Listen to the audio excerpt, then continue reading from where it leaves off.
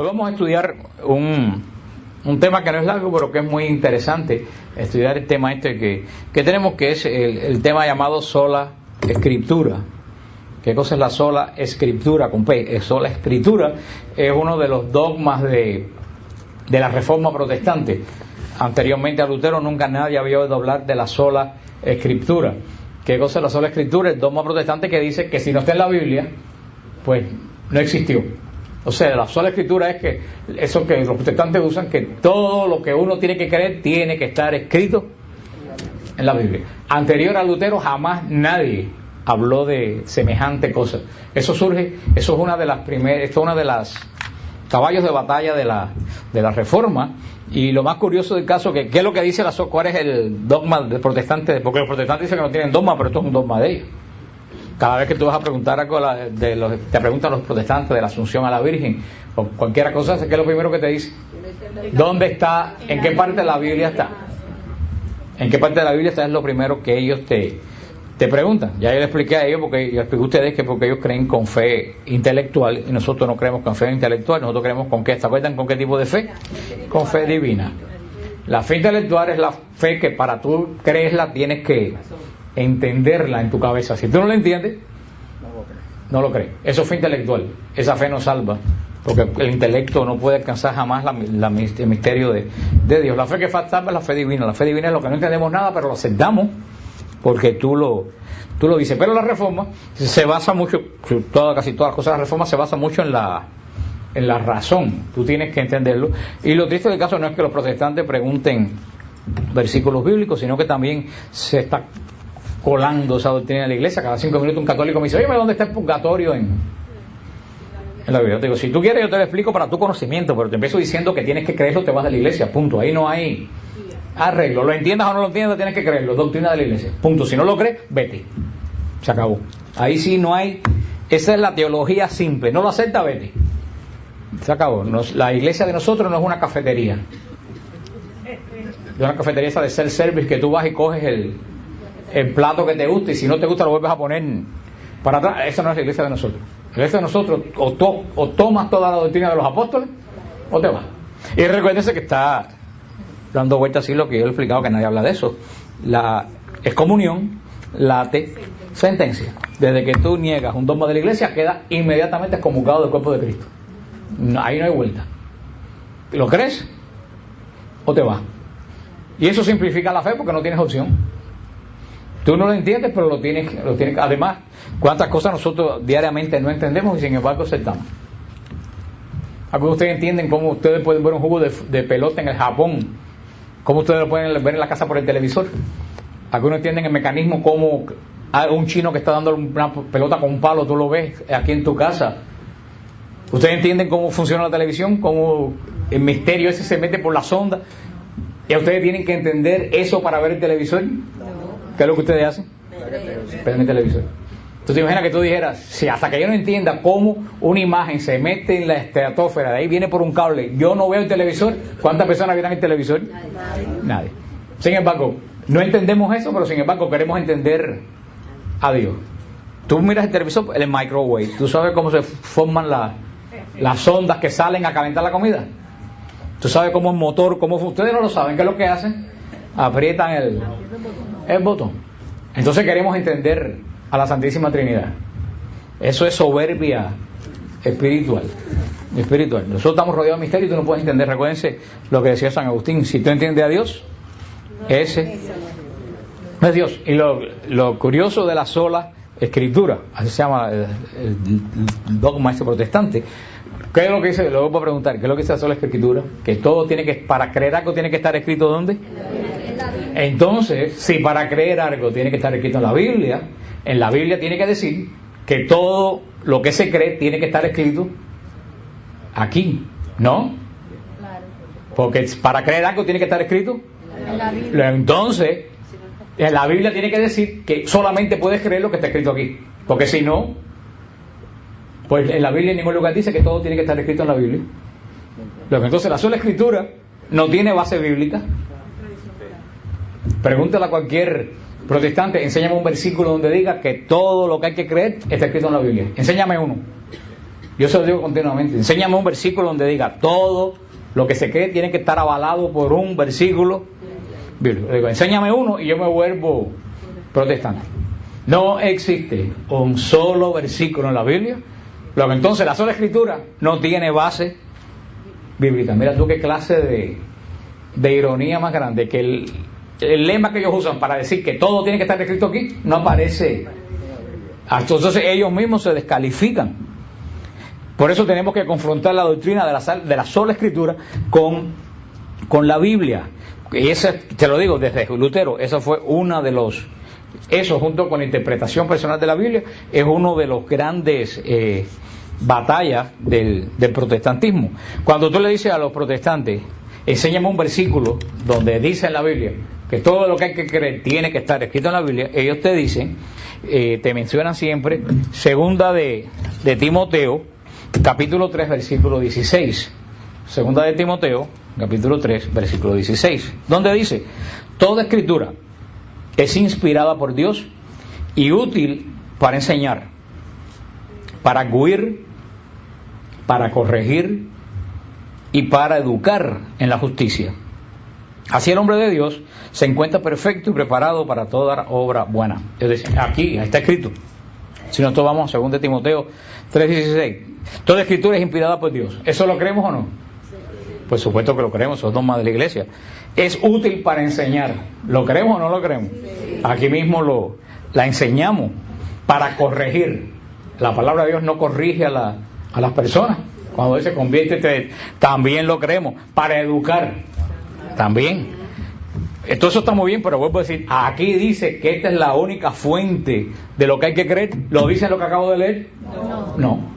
Entonces ellos te dan un versículo que no dice. Por supuesto que nosotros estamos de acuerdo con todo lo que dice la segunda de Timoteo capítulo 3 versículo 16. Toda escritura es buena para enseñar, para edificar, para arguir. Entonces, pero aquí te dice que fuera distinto si dijera la única fuente que hay para educar es la escritura. Ahí sí fuera diferente, pero dice aquí la única fuente, dice toda escritura. O sea, es una puerta abierta en la cual toda escritura es buena para todo eso, pero no dice que es la única. Luego entonces, ese versículo, porque ese es el único versículo que ellos le van a sacar. Le sacan otro del Deuteronomio, pero el versículo del Deuteronomio no es válido. ¿Por qué no es válido el versículo del Deuteronomio? Porque es del Antiguo Testamento, y en el Antiguo Testamento no estaba la asistencia del Espíritu Santo, y todo el Antiguo Testamento pertenece a la antigua alianza. ¿Y la antigua alianza qué pasó con ella? Se acabó. Así que nada del Antiguo Testamento, porque si ellos van a basar una doctrina en el Antiguo Testamento, entonces todo el mundo aquí tiene que hacerse la circuncisión. Punto, se acabó. Ah, no, pero ellos no. Ellos cogen unas cosas y hay que matar a pedrada afuera en Miami a las muchachas que salgan en estado sin estar casadas.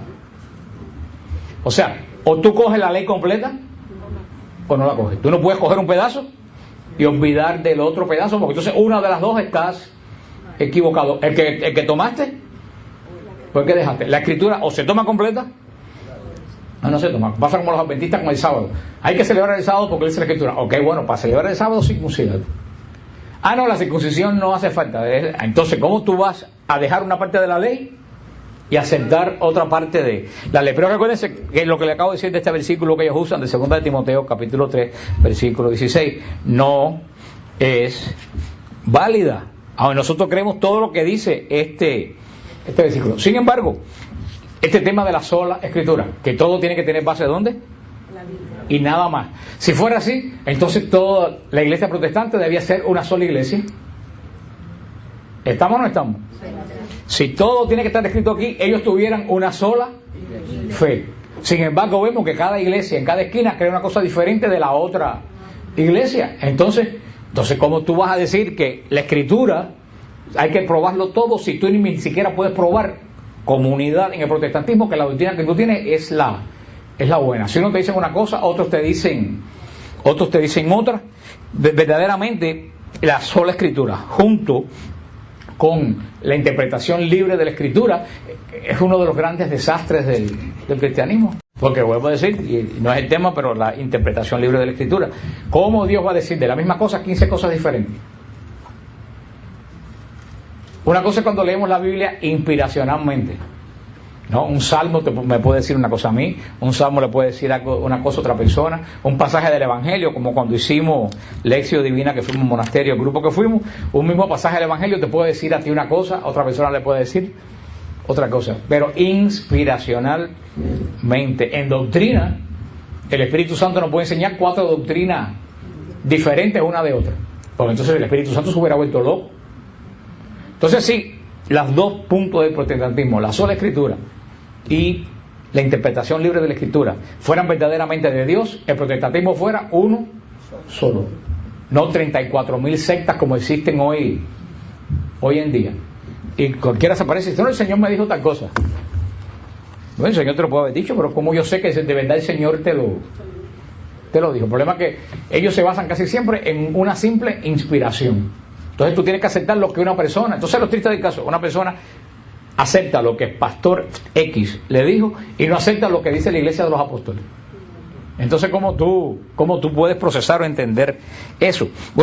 Tenemos que, para entender, se recuerdan que le dije, eso lo dijo San Jerónimo, lo dijo también San Jerónimo, que él ha hecho continuamente que para entender el Nuevo Testamento, ¿dónde tenemos que ir a buscar la raíz?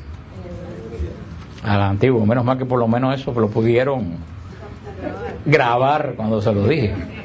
Todo el Nuevo Testamento tiene su raíz en el Antiguo Testamento. San Jerónimo dijo que el Nuevo Testamento está en el Antiguo Testamento como el fruto está dentro de la flor. ¿Cuál es el fruto? El nuevo. ¿Cuál es la flor? El antiguo. ¿De dónde sale el fruto? ¿Dónde está el fruto originalmente metido? Dentro de la flor. El fruto crece de la flor y la flor se va muriendo y después se desprende. Así dice San Jerónimo, es el antiguo y el nuevo. El antiguo nace dentro, el nuevo nace dentro del antiguo. En la medida que el antiguo se acaba, el nuevo es el que toma. Pero no se puede negar que el fruto, ¿de dónde viene? De la flor. Si no hay flor, no hay fruto. Por eso tenemos todos, recuerden que le dije que eso se llama, pues si se los olvidó, precedencia bíblica.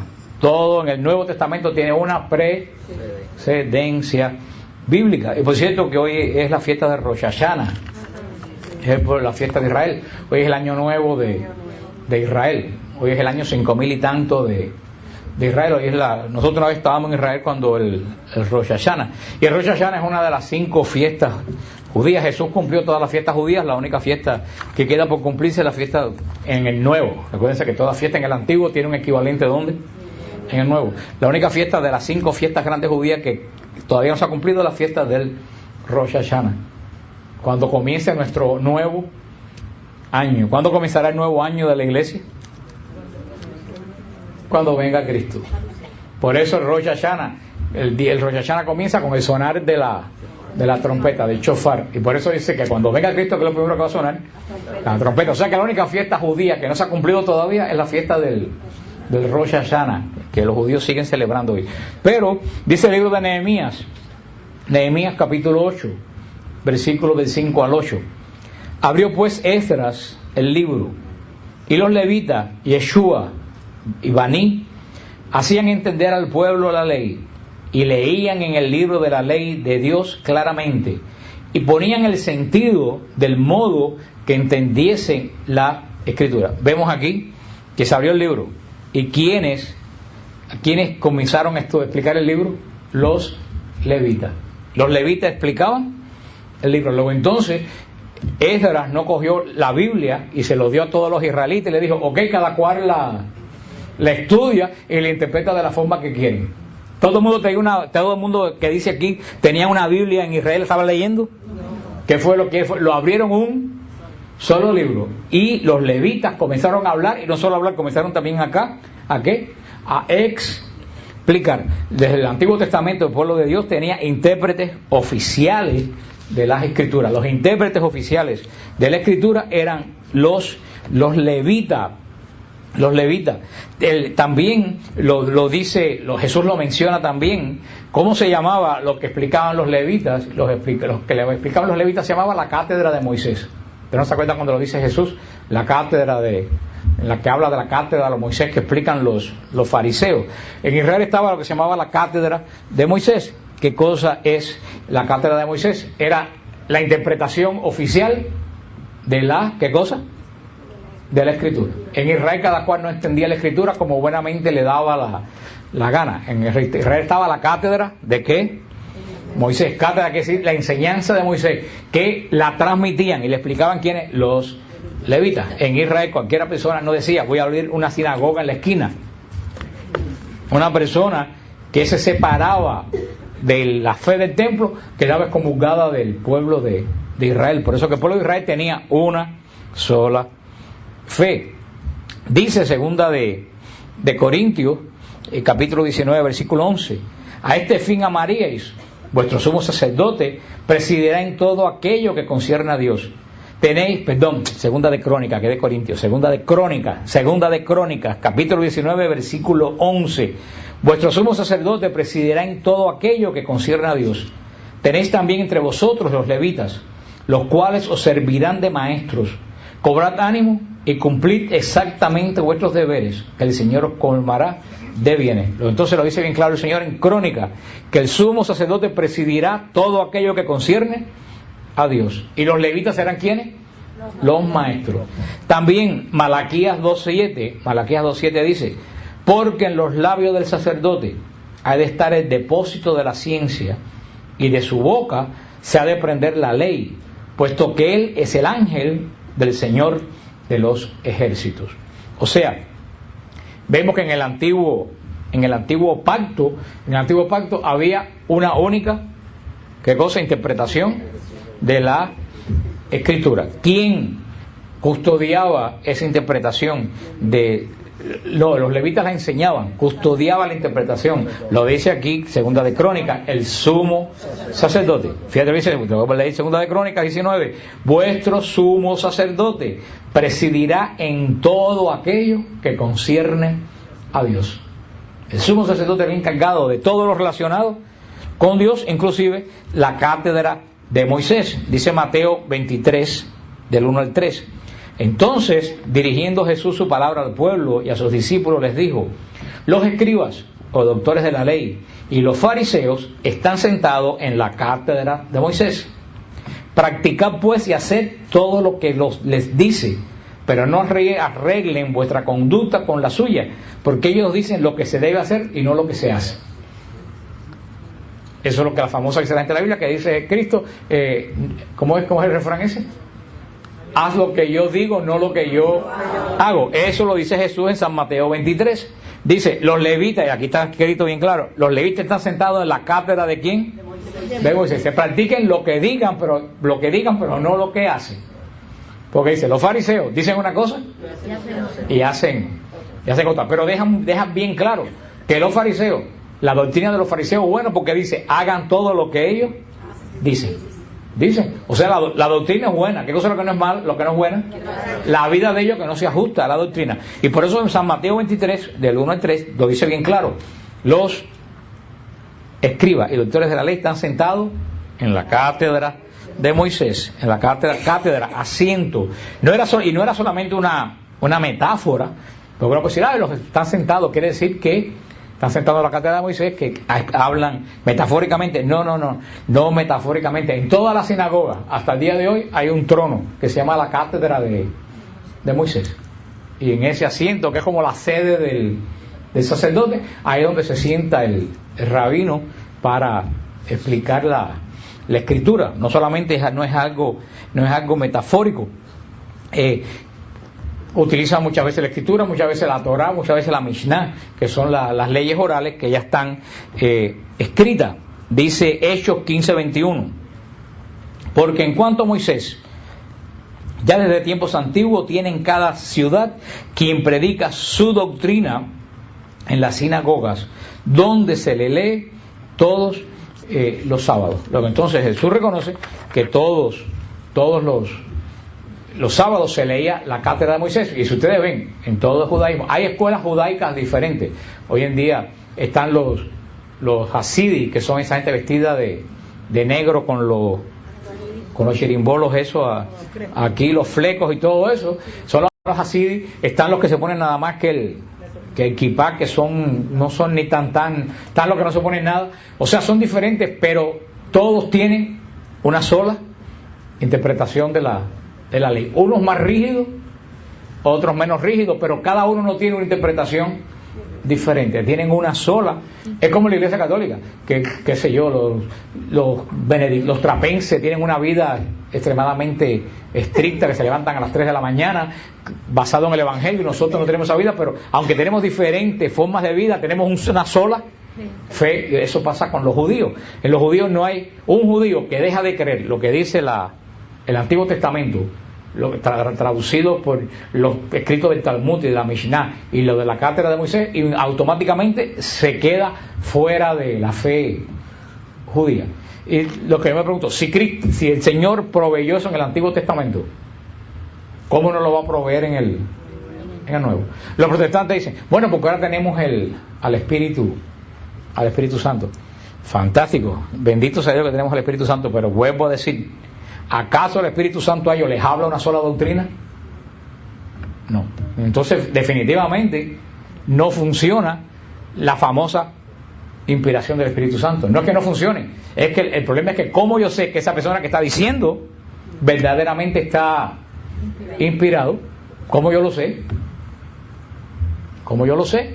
¿Hay forma de saberlo? No hay forma de saberlo. ¿Cómo nosotros sabemos que tenemos la doctrina? Porque la doctrina que tenemos proviene de los mismísimos apóstoles y nunca se ha cambiado. Esa es la prueba que tenemos la doctrina que predicaron los apóstoles, se ha traspasado así hasta el día de hoy.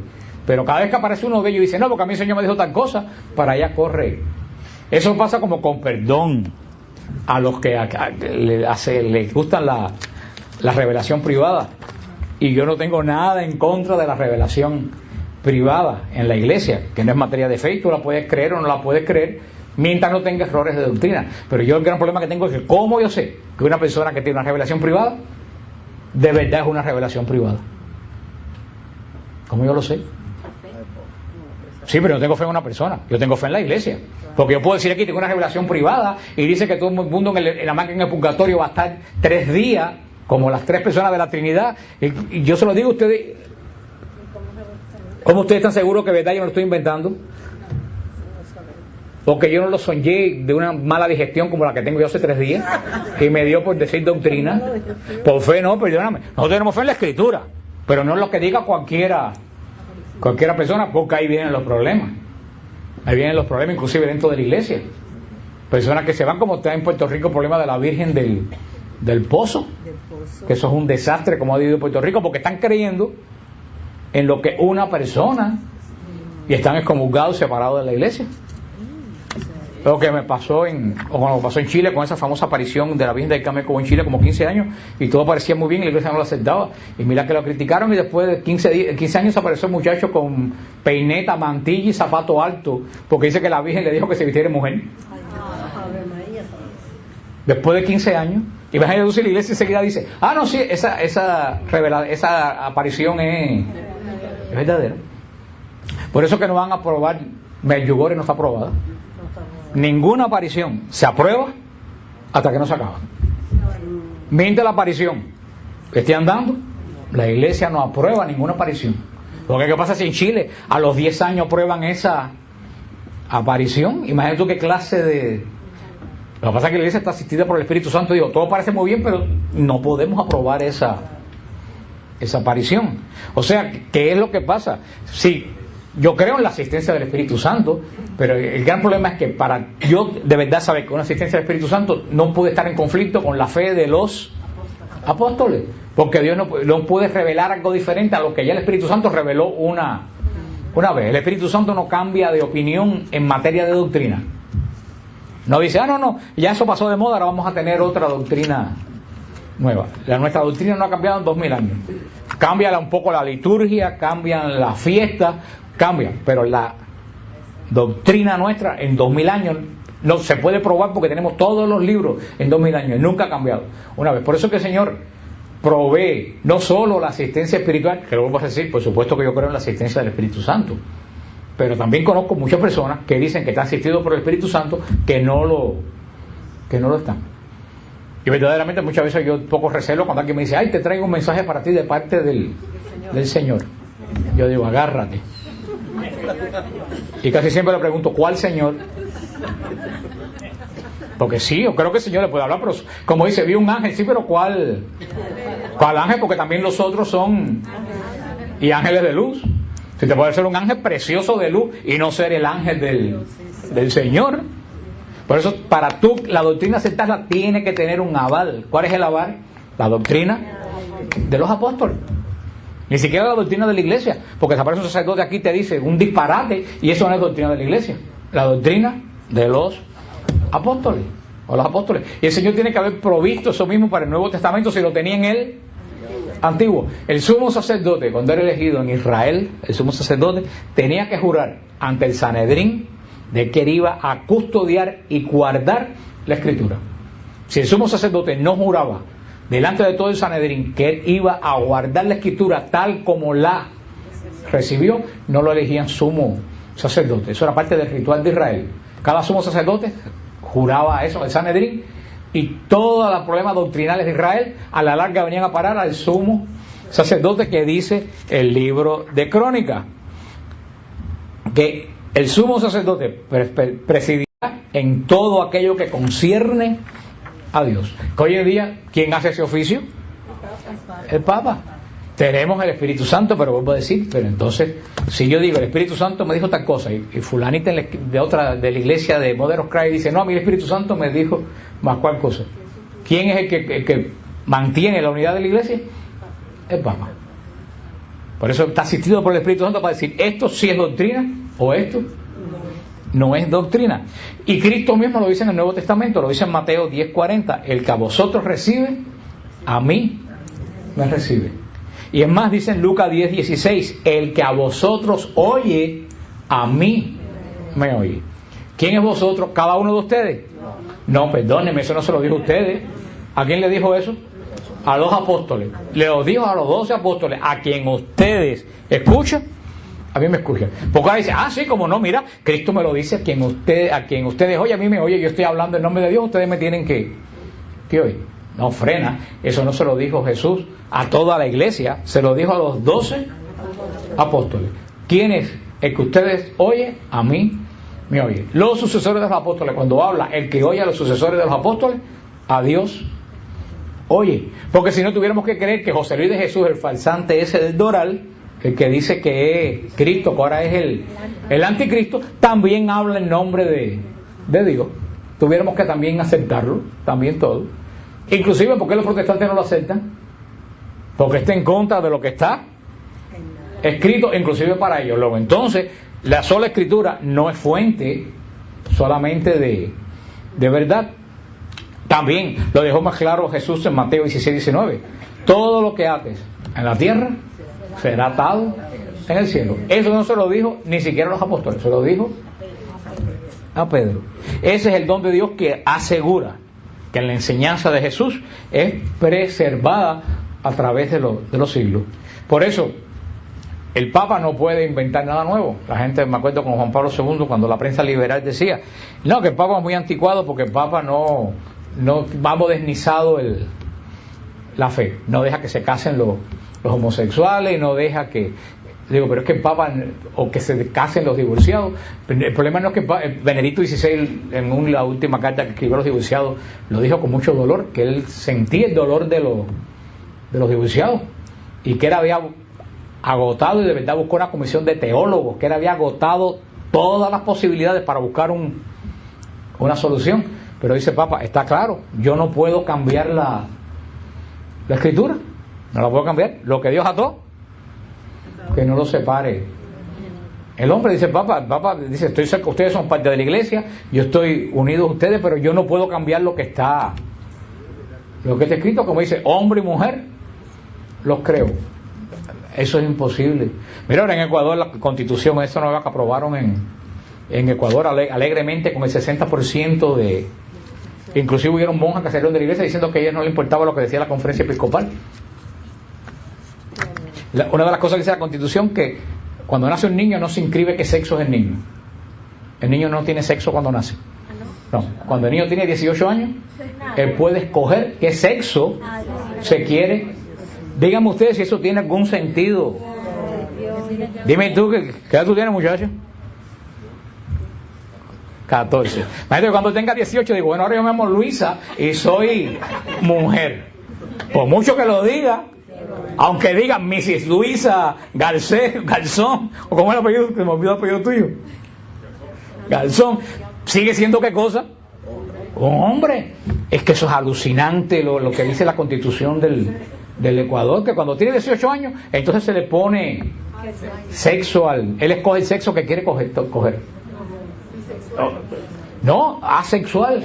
Las criaturas nacen pero perdóname, quien le cambia los pampers a los muchachos sabe que el muchacho que nació tiene sexo. Es que esas son las cosas de los liberales que son, bueno, tú no vas que puedes pensar que están dañados por el demonio. Es lo único que uno puede, porque eso no es ni tiene sentido todavía, y es un espanto. Si dijeran, bueno, a los 18 años el Estado va a proveer un cambio de sexo a quien se lo quiera hacer, para mí es un espanto, pero todavía tiene un poco más de lógica. Bueno, no quiere ser, te haces un cambio de sexo, pero es que no, sin cambio de sexo, yo quiero ser ahora Missy Francisca y yo soy ahora Missy Francisca. Pero qué sentido tiene, o Pancha, imagínate tú, qué sentido tiene. Pero hermano, pero eso es lo que yo estaba hablando, que dice el Papa no puede cambiar la doctrina, el Papa solamente custodia la doctrina que recibió de los apóstoles. El Papa no puede, es que ni siquiera los partidarios de la sola escritura se ponen de acuerdo de cuál es la sola escritura, porque todas esas iglesias, la bautista con la presbiteriana con la metodista, están totalmente en contra. Unas tienen 5 sacramentos, como los luteranos y los episcopales, otros tienen 3 sacramentos, como los presbiterianos y los metodistas, otros tienen un solo sacramento, otros ya no tienen ningún sacramento. Unos dicen que el rapto es antes de la tribulación, otros dicen que el rapto es después de la tribulación, otros dicen que no hay rapto, y todo eso lo prueban con versículos bíblicos. Entonces yo quiero que alguien me diga si Dios es Dios de orden, si eso puede venir de Dios. Ni siquiera se ponen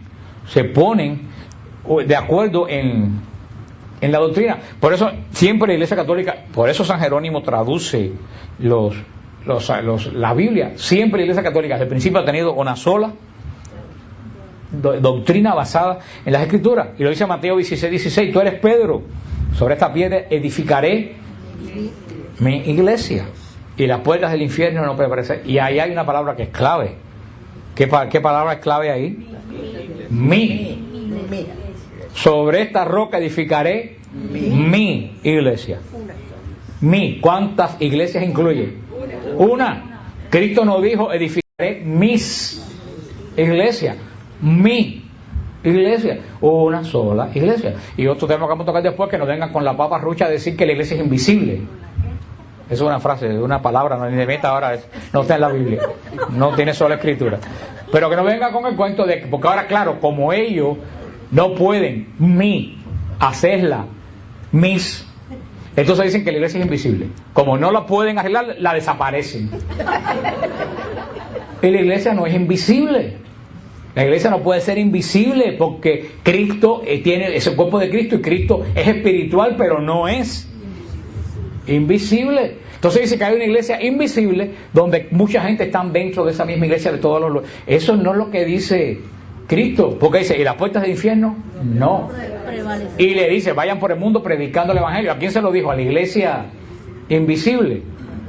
Porque esa es la segunda doctrina que vamos a ver después. Y la iglesia es, aunque parece absurdo, pero eso también lo predica. Mi iglesia, una sola iglesia. Y lo dice Jesús bien claro en la última cena. Padre, que sean todos uno como tú y yo somos uno. Entonces, como tú entiendes, la división de 34,000 sectas, totalmente diferente. Y cada día surgen 10 o 12 sectas nuevas que uno conoce, como todos basados en el mismo texto, en el mismo texto. Dice también, Señor, hablando de la samaritana, esa es la samaritana en Juan 4. Señor, yo veo que tú eres un profeta. Nuestros padres adoraron a Dios en este monte, y vosotros los judíos decid que en Jerusalén está el lugar donde se debe adorar. Le respondió Jesús, mujer, créeme a mí, ya llega el tiempo en que ni precisamente en este monte, ni en Jerusalén adoraréis al Padre. Vosotros adoráis lo que no conocéis, pues sabéis poco de Dios. Pero nosotros, los judíos, adoramos lo que conocemos, porque el Salvador procede de los judíos. Pero ya llega el tiempo, ya estamos en él, cuando los verdaderos adoradores adorarán al Padre en espíritu y en verdad, porque tales son los adoradores que el Padre busca. Dios es espíritu y verdad, y por lo mismo los que le adoran en espíritu y en verdad también así deben adorarlo. Dicen los protestantes, tú ves, ahí lo dice el Señor, pero no, que al contrario, eso no es lo que dice aquí. Dice que lo adoran en qué, en espíritu y en qué, en verdad. ¿Cuántas verdades hay? Una. La única verdad que hay, que estamos de noche. ¿Hay alguna otra posibilidad que sea de día o que sea por la tarde? ¿Cuál es la única verdad? De noche. Hay una sola verdad, esto es un reloj. ¿Hay alguna otra verdad aparte de la verdad? Es una. ¿Usted entiende lo que le digo? No hay muchas verdades. Si hay 3 verdades, créame, de las 3, 2 son falsas y una es verdadera. Y dice Jesús, van a adorar al Padre en 2 cosas, en verdad, en espíritu. ¿Por qué? Y lo hemos estudiado hasta ahora, porque el culto de Israel estaba ligado ¿a qué edificio? Al templo. El culto de Israel estaba ligado al templo. Todos los judíos para adorar tenían que subir ¿a dónde? Al templo. Nadie podía adorar en su casa, o nadie podía adorar en su ciudad. En Nazaret no se podía adorar, podían estudiar la escritura en la sinagoga, pero el judío que quería adorar tenía que subir. Por eso dice Jesús, ya no estamos ligados a un templo, al templo de Israel, estamos adorando a Dios en espíritu y en verdad. La adoración se puede hacer en cualquier lugar donde se congrega la iglesia, pero fíjate, en espíritu, bajo el Espíritu Santo y en verdad. Pero también eso está ligado, ¿ustedes saben a qué? ¿No se imaginan a qué está ligado esas palabras? Espíritu, ¿verdad? A la Eucaristía. Nosotros adoramos en espíritu, pero no solo adoramos en espíritu, adoramos en verdad. Entonces, los protestantes dicen, nosotros adoramos en espíritu. Yo adoro, estoy en la iglesia protestante y Cristo está en cada uno de nuestros corazones, lo cual a mí muchas veces me cuesta mucho trabajo creer, sobre todo si hubieras trabajado donde yo trabajé en Sibón Marín, donde trabajan montones de gente de otras iglesias. Me es muy difícil pensar que Cristo estaba ahí, porque mucho, que Dios te bendiga, cuando viraba la espalda el cuchillo te salía por, inclusive entre ellos mismos, no solo con los católicos. Nosotros adoramos al Señor Espíritu, pero también lo adoramos en verdad, porque nosotros, cuando usted entra en una iglesia, tú dices, ¿dónde está Cristo? Ah, está en mi corazón. No, ¿Cristo está dónde? En verdad, en la Eucaristía, en presencia física. ¿Por el poder de quién? Del Espíritu Santo. Nosotros sí adoramos en espíritu y en verdad. No adoramos solamente en un espíritu que no veo ni sé por dónde anda, o a lo mejor hipotéticamente mora en mi corazón. Eso es lo que quiere decir Cristo. Ya ustedes no van a tener que adorar más ligado a un templo. Ahora en todos los lugares se puede adorar, en cualquier iglesia, esquina se puede celebrar la Eucaristía. Eso es lo que quiere decir. Por eso que en Juan 2, cuando dice los discípulos, los fariseos, perdón, ¿qué señal nos das de tu autoridad para hacer estas cosas? Eso le respondió, destruye este templo y yo en 3 días lo resucitaré. Porque ya, como hemos estudiado cuando estudiamos la Pascua Eterna, el culto no es material, no está en un templo. ¿El culto dónde está? En el cielo. La Eucaristía está en el cielo. Nosotros se actualiza sobre el altar, pero el culto principal, Jesús sumo sacerdote, está en el cielo. Es un culto en espíritu y en verdad. Destruyan este cuerpo y lo reedificaré en los 3 días. El cuerpo de Jesús es el templo, del cual Él es la cabeza. Fíjate que cuando Saulo se convierte, cuando se le aparece Jesús caminando de Damasco, ¿qué le dice Jesús a Pablo? Saulo, Saulo, ¿por qué me persigues? ¿Y qué le dice Saulo? ¿Cuándo te he perseguido yo? Si yo no sé ni siquiera quién tú eres.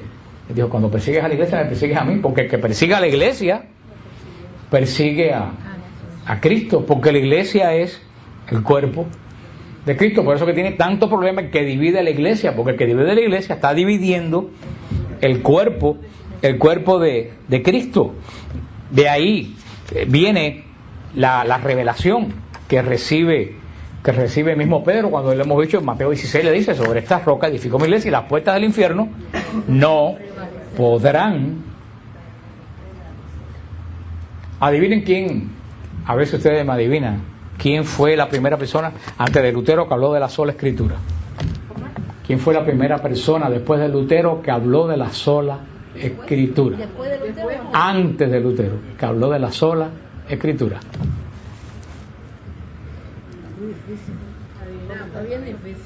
Está escrito. No, para nada. San Agustín sobre la escritura. San Agustín era más católico que ni que se diga. No. Es para que ponga sus cabecitas a... Se los voy a leer. No, se los voy a leer. Dijo entonces la serpiente a la mujer: ciertamente que no moriréis. ¿Sabe Dios que en cualquier tiempo que comieras de él, del fruto, se les abrirán los ojos y conocerán la diferencia entre el bien y el mal? Ahí está. Ahí está. Se te va a abrir los ojos, vas a estar iluminado por, supuestamente, entre comillas, ¿no?, por el Espíritu Santo, y tú mismo vas a poder saber qué escritura es buena y qué escritura. Eso fue lo que dijo el demonio a Eva. Tú sola, tú no necesitas asistencia de quién, de nadie. Tú solita vas a saber lo que es bueno y lo que es malo. Verdaderamente la iglesia tendrá montones de errores, pero se ha caracterizado siempre de mantener la misma doctrina de los apóstoles, porque la iglesia es la depositaria. Y yo siempre le he puesto el ejemplo: la Constitución de los Estados Unidos, si cada cual interpretara la Constitución a su forma, ¿qué fuera el país? Un caos. O si dijeran, no, aquí, como dijeron, la bandera se puede comer, Dios me ampare, yo estoy mal del estómago hoy. La bandera se puede quemar, porque no, lo decían ellos, porque lo dice la Constitución. Eso fue una interpretación basado en ¿dónde? En la Constitución. Pues empezaron a quemar la bandera. ¿Qué pasó? ¿Tuvieron que ir a dónde? A la Corte Suprema. La Corte Suprema dijo: eso no es lo que dice la primera enmienda. El que queme la bandera va preso. Ustedes ven como siempre, hasta en la Constitución hace falta, no solo la Constitución, hace falta una persona que sea el que interpreta la Constitución. Así pasa con la palabra de Dios. La palabra de Dios está revelada, pero hace falta una persona que sea el árbitro de qué cosa quiere decir la palabra de Dios. Nosotros tenemos esa persona. ¿Quién es? El Papa, pero que tampoco puede decir: a ver, el Espíritu Santo me dijo tal cosa. Él tiene que ajustarse a lo que dice la tradición apostólica, que tradición, pero que está verdaderamente escrita en los padres de la iglesia, en los concilios, en el catecismo de la iglesia. Dice San Pedro 1:19: pero tenemos todavía el testimonio más firme que el nuestro, que es la de los profetas, al cual hacéis bien en mirar atentamente, como una antorcha que luce en un lugar oscuro, hasta tanto que amanezca el día y la estrella de la mañana nazca en vuestros corazones. Bien entendido, ante todas cosas, es lo que dice San Pedro ahora, que ninguna profecía de la Escritura se declara para interpretación privada, porque no traen su origen las profecías de la voluntad de los hombres, sino de lo que los hombres hablaron inspirados por el Espíritu Santo. Segunda de Pedro, capítulo 1, versículo 19, dice: ninguna profecía puede ser interpretada como a ti te dé la gana, porque cuando Dios da una profecía, la da con un solo mensaje. Tú tienes que ajustarte a lo que esa profecía dice. Eso lo dice segunda de Pedro. Por eso segundo y lo dice Juan 1, del 1 al 2: en el principio era el verbo, y el verbo estaba en Dios, y el verbo era Dios. La misma palabra de Jesús lo que es decir verbo. Creo que hay que decir alguien que crea, pero al mismo tiempo que habla. Cristo nos dejó en la iglesia su palabra a través de las Escrituras con una sola interpretación. Lo dice Isaías 55:10: y al modo que la lluvia y la nieve descienden del cielo y no vuelven allá, sino que empapan la tierra, la penetran y la fecundan, así será mi palabra una vez salida de mi boca. No volverá a mí vacía o sin fruto, sino cobrará todo aquello que yo quiero y ejecutará felizmente todas aquellas cosas que yo le envíe. Por tanto saldréis gozosos de la esclavitud, y haréis en Jerusalén, y haréis en paz vuestro viaje a Jerusalén. Eso lo dice desde el profeta Isaías. La palabra de Dios es espíritu de gozo. ¿Cómo es posible que la palabra de Dios se haya convertido en punto de discusión entre millones de gente? Y ojo que también se está entrando eso dentro de la iglesia católica, con todos esos teólogos liberales dando doctrinas que no están, que no es la doctrina de los apóstoles. Por eso no solo afuera, tenemos que dentro de la iglesia estar bien claro de la única interpretación. Por eso, para terminar, 4 puntos que están escritos aquí. La iglesia católica declara que es intérprete fiel de la Biblia y que testifica de ella y reconoce que, aunque no tiene autoridad sobre ella, es la que tiene el poder de transmitir lo que predicaron ¿quiénes? Esa es la base de todo, y eso es lo que yo quiero que a ustedes se le quede grabado en su cabecita. El punto principal es la interpretación de ¿quién? De los apóstoles. Grábenselo, porque una persona que aparece mañana aquí en Hialeah y dice que tiene la interpretación de los apóstoles en el 2008, ¿cómo tú puedes probar que esa persona en el 2008 tiene la interpretación de los apóstoles si entre él y en los apóstoles no hay nada? Hay una casa que se pueda empezar a edificar por el piso 12. ¿Por dónde se empiezan a edificar las casas? Por el cimiento. Si tú no puedes empezar por el piso 12, ¿por qué? Porque, a ver, por lógica, ¿por qué una casa no se puede edificar en el piso 12? ¿Qué pasa con no hay base? ¿Qué le pasa si yo voy a hacer aquí un piso aquí? ¿Qué pasa con ese piso? Sí, porque no hay base. Nosotros tenemos la base, y no solo la base, tenemos la edificación de los pisos, siglo a siglo. Una persona no puede venir ahora y decir, yo tengo la interpretación de los apóstoles. Pruébame que tú lo has recibido directamente ¿de quién? De los apóstoles. No lo pueden probar. Y yo, parece una tontería, pero es que continuamente eso es lo que se llevan los católicos de la iglesia, y ningún católico se pone a pensar, ¿cómo esta persona me predica una doctrina nueva cuando esta persona nació ayer y fundó la iglesia hace 5 años? Detrás de esa iglesia, ¿qué es lo que hay? Nada. Edificaron el edificio en el piso 42, pero del piso 42 al 1 tiene que haber algo. ¿Quién está ahí? La iglesia católica. Otro punto, revisa la cronología de los escritos bíblicos y te darás cuenta que hay un vacío entre la gloriosa resurrección del Señor y la escritura de los evangelios. ¿Qué existió en esa fecha? Más aún, ¿qué era y cómo se transmitía Jesús antes que se determinara el canon bíblico? Jesús resucita en el año 33, pero las escrituras se empiezan a escribir la primera entre el año 45-50. ¿Qué hubo entre el año 33 en el año 45-50? ¿Qué hubo en ese periodo de tiempo? No hubo absolutamente nada. La tradición oral, la predicación de los apóstoles, que fue lo que se escribió. Pero no solo ahí, después por 395 años no hubo ninguna Biblia. Porque los protestantes creen que San Pablo llegaba y la gente le decía a la gente, a ver, abre ahí la carta a los tesalonicenses. San Pablo nunca conoció una Biblia como esta. En su vida San Pablo conoció una Biblia, ningún apóstol conoció una Biblia como esta. Los mártires no conocieron una Biblia como esta. Una Biblia como esta se empezó a conocer en el año 397, cuando la Iglesia Católica en el Concilio de Cartago dice, estos son los libros buenos. ¿Y basándose en qué lo dice la Iglesia? La tradición apostólica. 300 años antes nunca hubo un libro en la iglesia llamado Nuevo Testamento. Lo tienen gracias a la iglesia.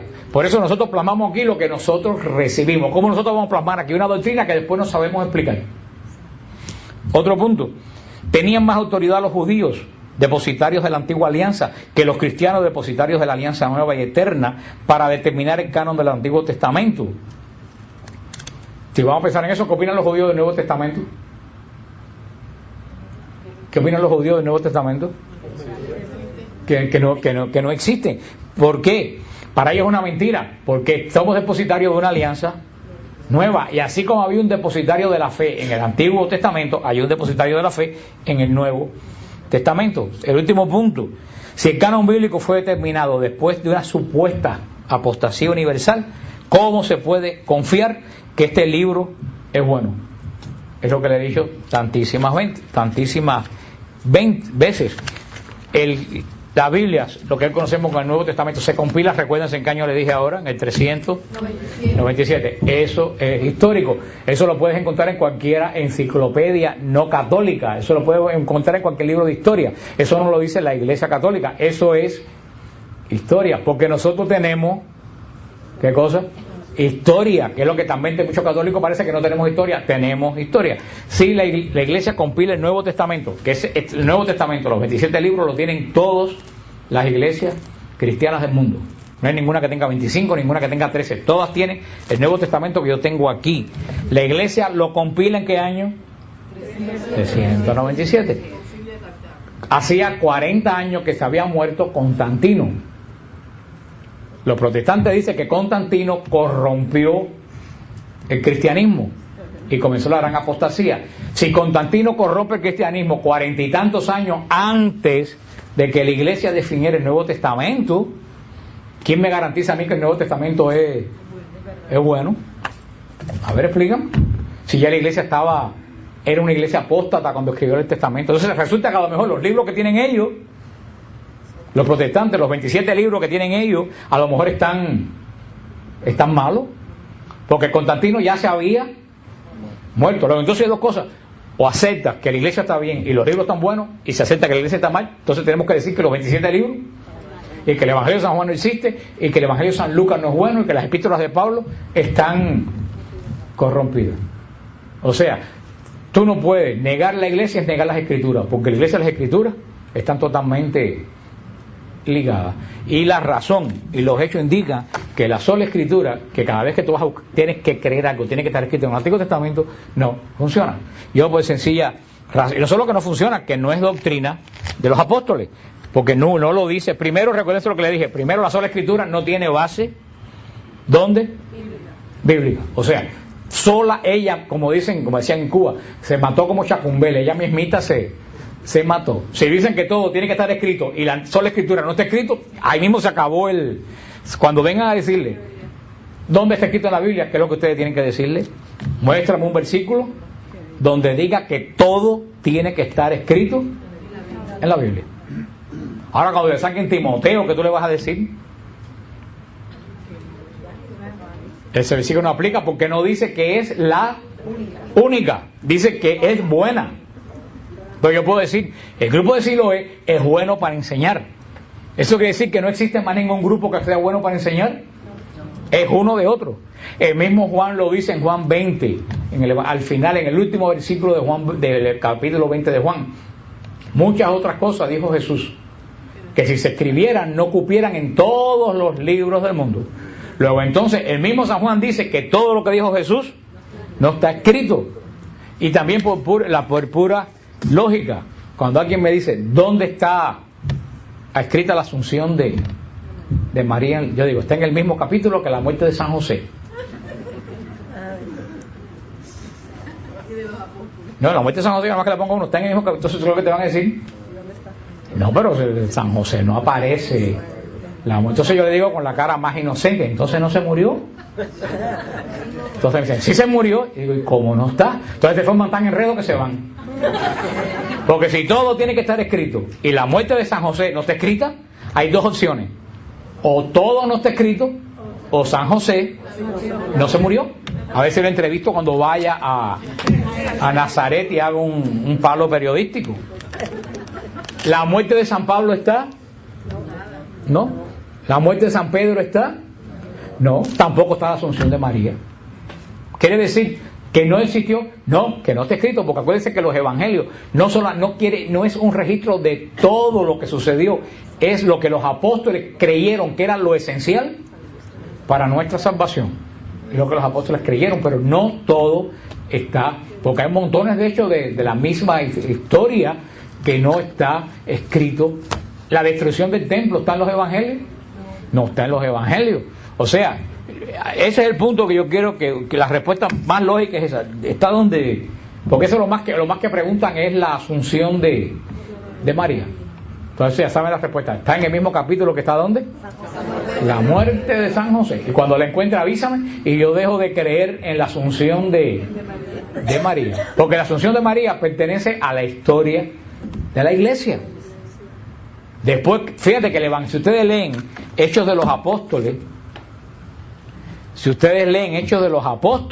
ustedes se van a dar cuenta que los Hechos de los Apóstoles no están terminados. Léanlo para que vean que es un libro inconcluso.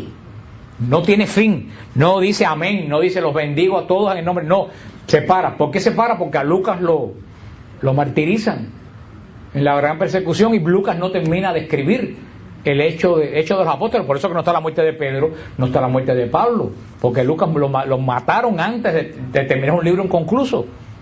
Por eso es que todo no está escrito. Por eso cuando tú lees los escritos de los padres de la iglesia, de San Ignacio de Antioquía, de San Ireneo de León, de San Justino Mártir, que quiénes son los hombres que oyeron hablar a quiénes, a los apóstoles de tú a tú, te das cuenta que la doctrina que tienen ellos es la misma doctrina que tenemos nosotros en la Iglesia Católica. Tú lees San Ignacio de Antioquía en el año 107 y parece que está hablando Benedicto, y eso es lo que ha convertido a la mayoría de la gente protestante que se ha convertido. Scott Hahn, Fernando Casanova, este hermano que hay veces que viene aquí con nosotros, Manuel Vila, que se bautizó, que era pentecostal. Esa gente se convirtieron cuando se empezaron a leer los hechos cuando empezaron a leer los padres de la iglesia, y dijeron: lo que hablan esta gente no tiene nada que ver con la iglesia a la cual yo pertenezco. Esta forma de hablar más se asemeja a la iglesia católica. Lo que pasa es que nosotros desafortunadamente no conocemos a los padres de la iglesia. Eso es referente a la sola escritura. Ya saben que la sola escritura no tiene base bíblica, y que antes de Lutero ni una sola vez se habló. Los concilios, un último dato, los concilios de la iglesia, los concilios que definieron la Trinidad, concilio de Nicea, concilio de Constantinopla, esos son los concilios que definieron la Trinidad. Los concilios que definieron la Trinidad no usaron una sola cita bíblica. O sea, los concilios no dijeron, como dice San Juan en el capítulo 1, ¿tú sabes con qué definieron los concilios la doctrina de la Trinidad? Con la autoridad de la iglesia. Nosotros declaramos, como habla el Papa, que existe, que el Espíritu Santo es Dios, que el Padre es Dios, y nadie se paró. ¿Qué versículos bíblicos ustedes tienen para decir? No, la iglesia definió y la gente aceptó. Es la autoridad apostólica, la misma autoridad que descansa sobre Benedicto XVI. Por eso hoy en día la sola escritura no hace falta. ¿Qué hace falta? La palabra de Dios con la interpretación correcta, que es la interpretación apostólica.